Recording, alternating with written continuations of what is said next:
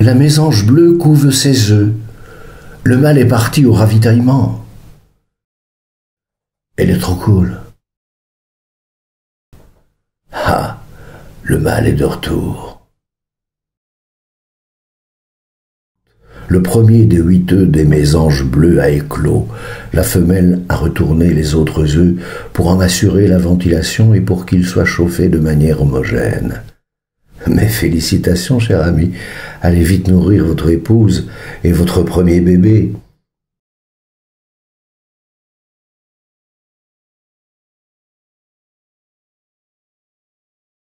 Bien sûr, quand ces oiseaux-là passent, les rapaces, c'est un côté inquiétant, fantastique.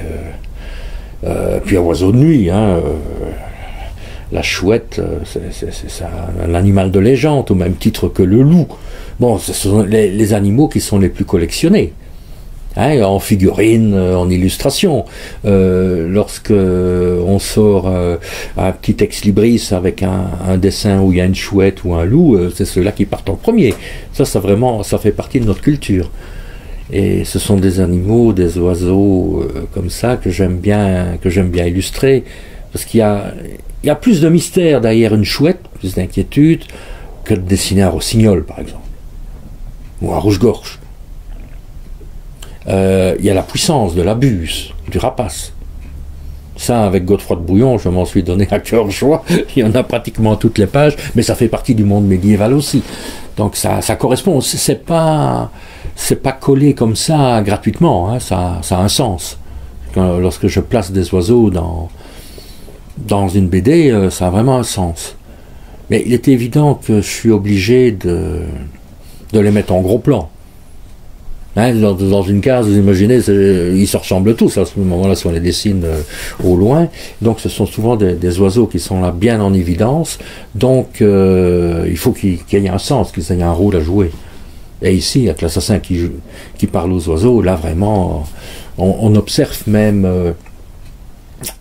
toute l'éclosion de jeunes mésanges bleus.